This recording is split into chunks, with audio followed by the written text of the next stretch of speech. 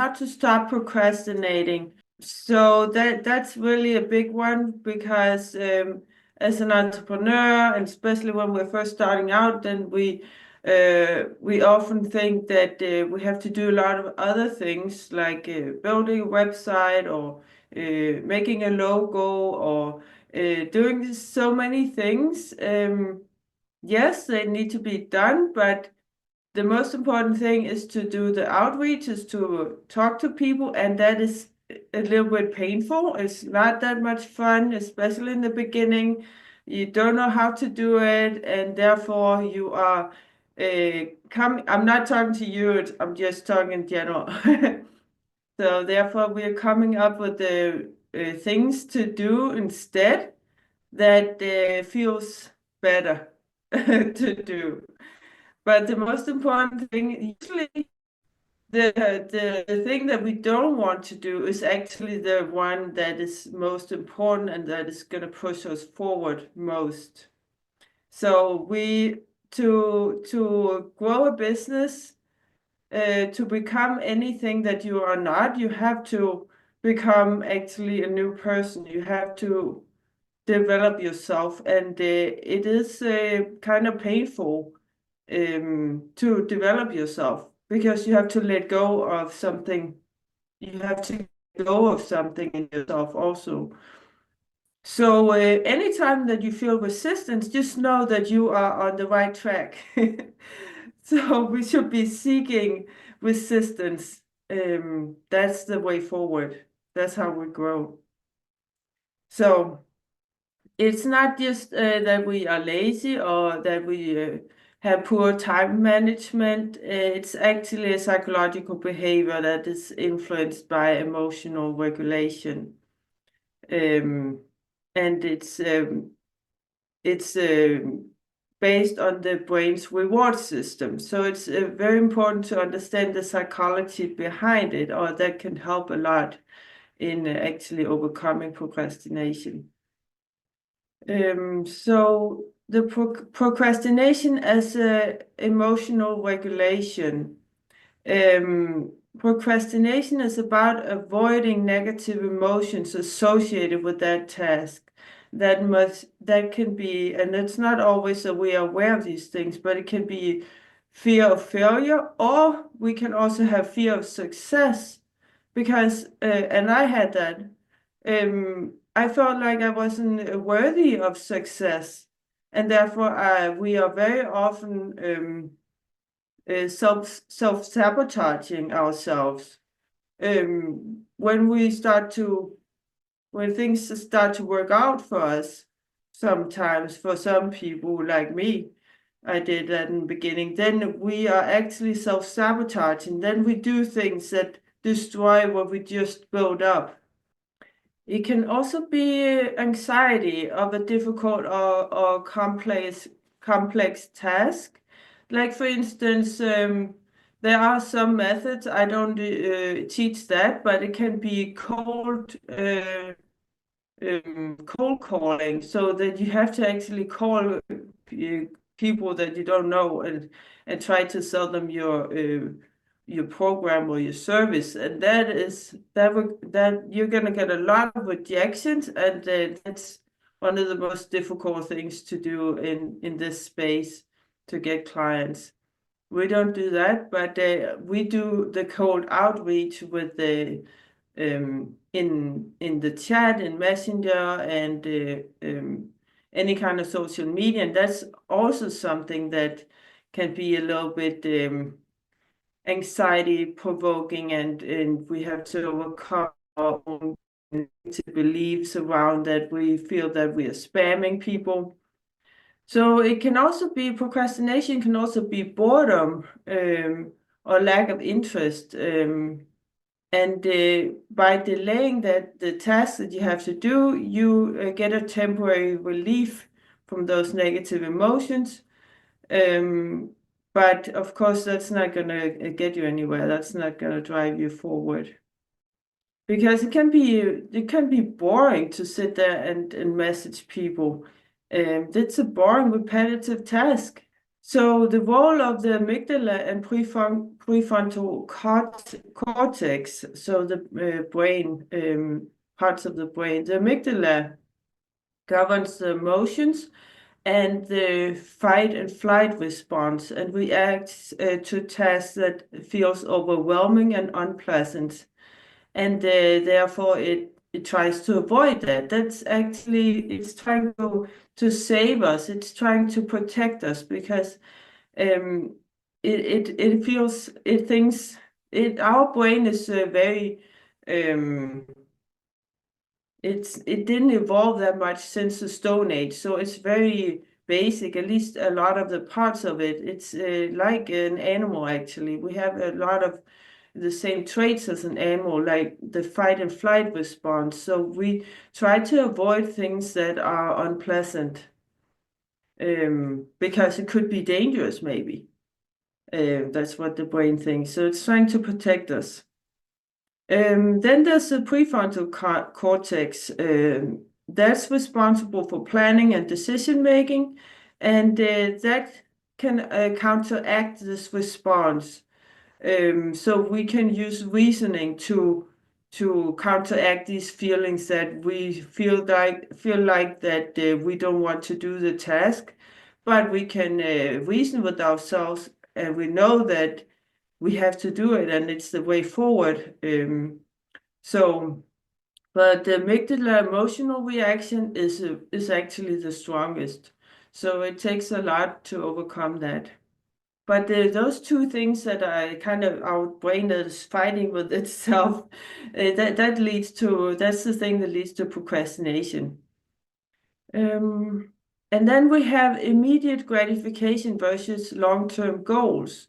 We are always seeking immediate gratification, but it's usually long-term gratification that actually gets us there. So we always try to get something that feels pleasant here and now or soon.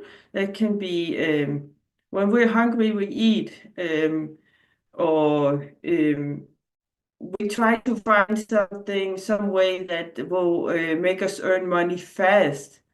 But by doing that, then when we don't achieve the thing, when we don't get to earn money fast, then we give up and then we try something else. And that's the shiny object syndrome, where we're jumping from one thing to the next. And every time we start something new, then we're actually starting from ground zero.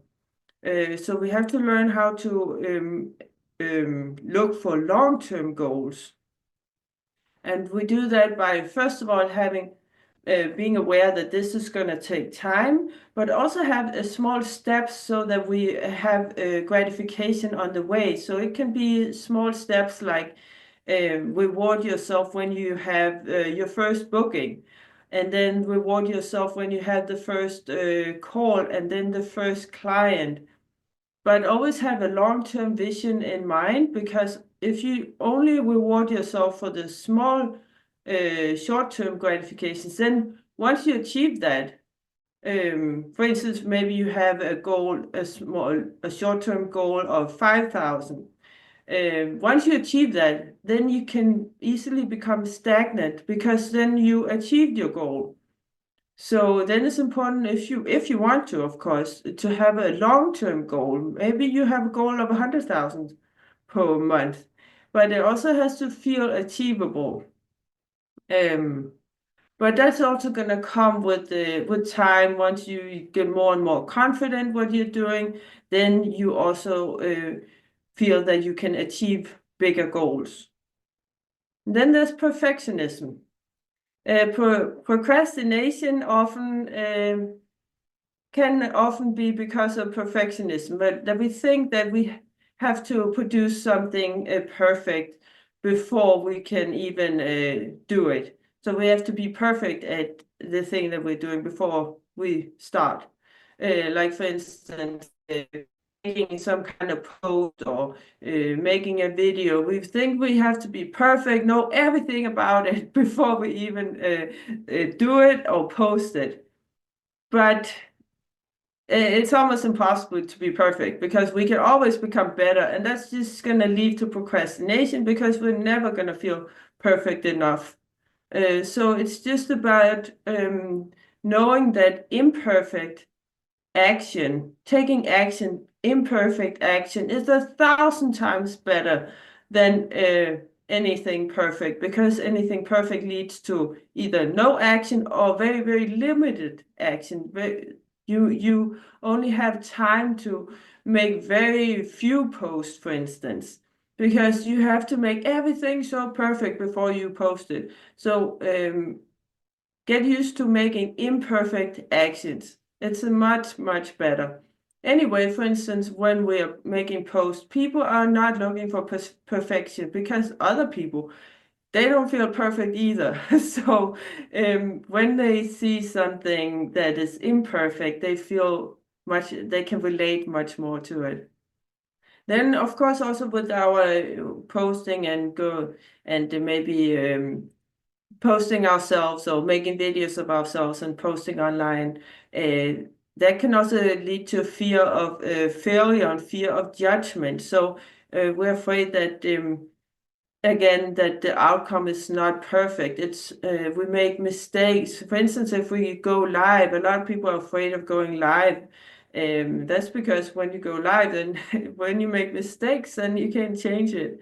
So it can be good to just start with videos, for instance, and then when you feel more confident, then you can go live if you want to. It's not really necessary. You don't have to go live. I just use mostly videos. And then there's fear of judgment. We always fear judgment of other people because we are group animals, actually, and the opinions of our peers is very, very important to us. Because back in the Stone Age, if you were rejected from the group, it could mean your death, actually. We were dependent on living in a group to survive.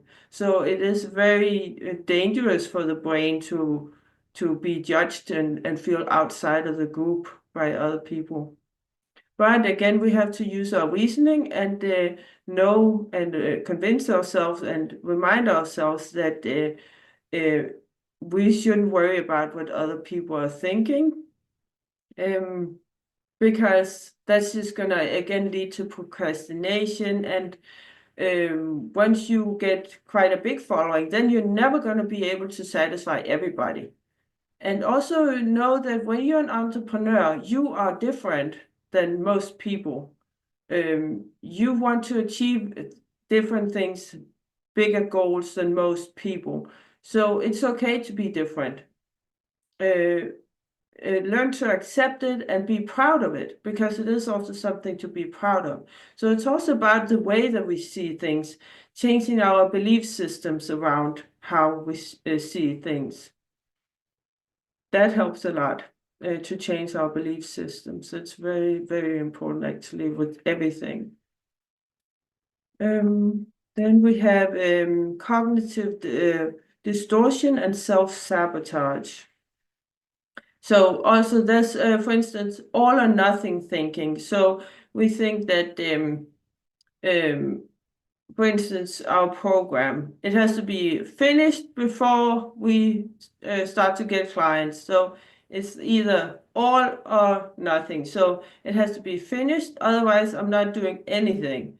It's a little bit like perfectionism. So again, we have to learn how to just be content and be proud of ourselves by taking small steps, because we're never going to be finished. Like, for instance, a coaching program, it's never going to be finished. It's always evolving, or it should always be updated and evolving as situations change, clients change, and you change. You learn more that you want to also teach to your clients. Yeah, then there's overgeneralization. So that is when you have a failure in at one thing, and then you may think that, oh, I'm a failure at everything. So that leads also to procrastination. That you judge yourself. We very much judge ourselves also. Um, so when we make a mistake, we think that, oh, I'm just bad. I'm just a bad coach altogether. But even if it's just a small mistake, maybe. Um, so we're actually self-handicapping ourselves. Um, by delaying things because we don't feel that we are good enough sometimes. I'm not saying everybody has it like this.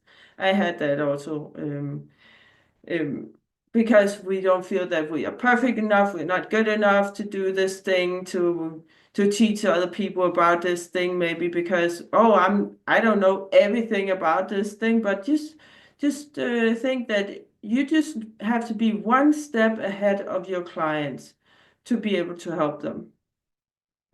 Actually, if you're too far ahead, you are less able to help them. Like, for instance, if we had Tony Robbins as a coach, um, he would have so much knowledge that it would be hard for us to relate to him, and he would also probably maybe have a hard time teaching us things because he's not at our level. So it's better to actually be a little bit closer to your clients, just to be one or two steps ahead of them. Then there's the role of motivation and dopamine. So motivation is closely linked to dopamine. Dopamine is a chemical in the brain that is released when we achieve something. It's called the reward chemical. So every time we achieve something, then dopamine is released. It is also released when we eat. It's a reward system. Um, so when a task lacks immediate reward and excitement, the brain produces less dopamine, and we actually crave this dopamine. We get addicted to it. Also, social media.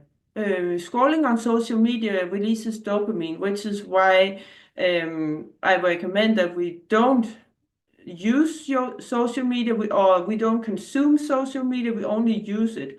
I am never on social media except when I watch YouTube videos. I do watch YouTube videos for learning, but any other social media, I don't go there anymore.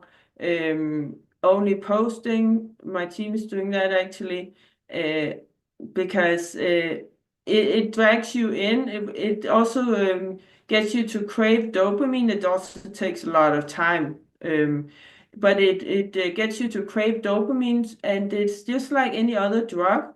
You get used to a certain level, and you always want more and more and more. It's also called it's some like craving more chemical in the brain. So you always want more and more and more. So it's important that we don't get too addicted to dopamine. We can't avoid it completely because then things that are not that rewarding, like DMing people or making a YouTube video or making a social media post, it's not going to feel that rewarding because we crave it more than that.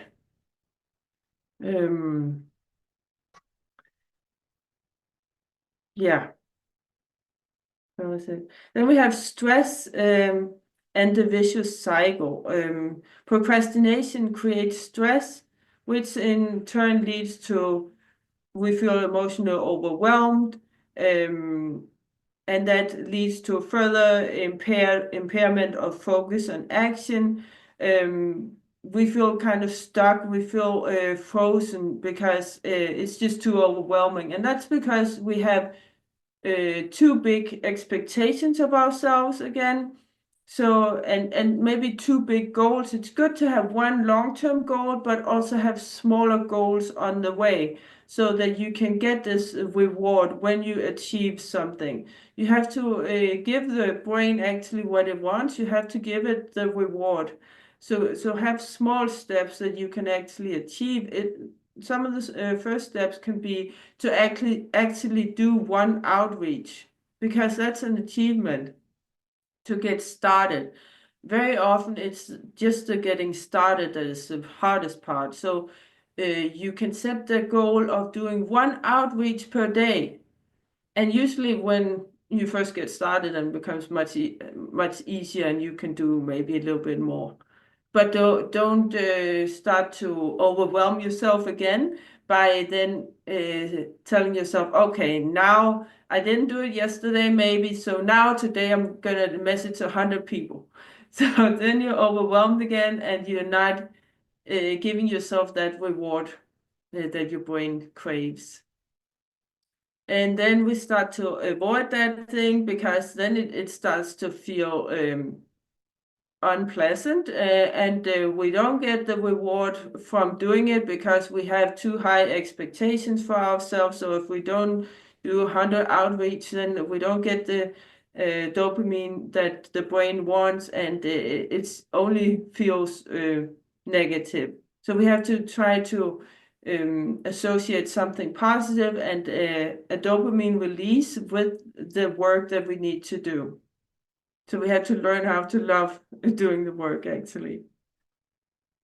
Yeah, actually, procrastination is also a lot about shifting your self-identity, because if you don't see yourself as a person that is doing outreach, for instance, then it's very hard to do it. We always do things that are according to our self-identity, and also our belief system. If you feel that when other people are messaging you that they are spamming you, then you're not going to do it because you feel that you're going to spam people.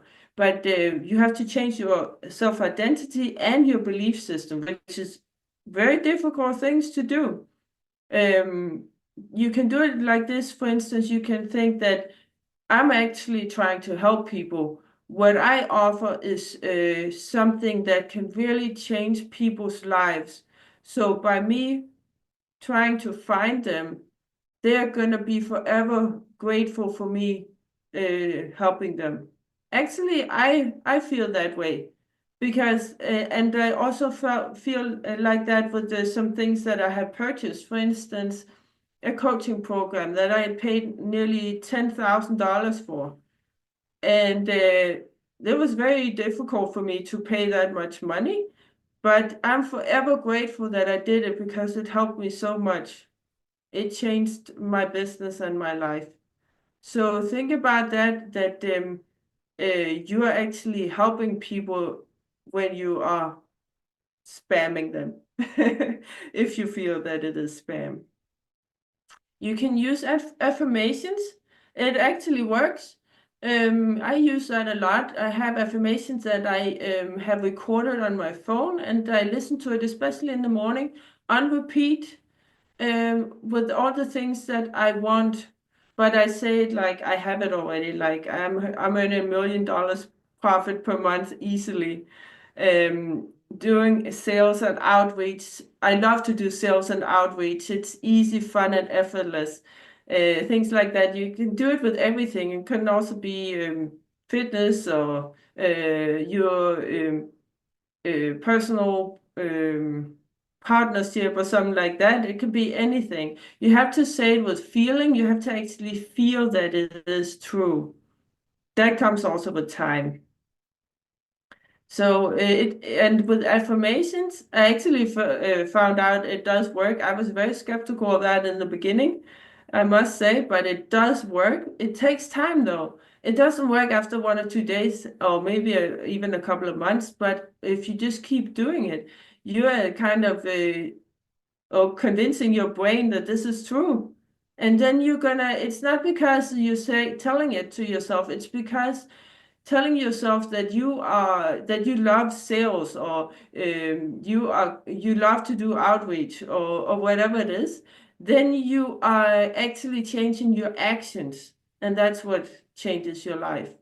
You're changing your actions because you start to believe it, um, and then it becomes true. So it's kind of a circle like that.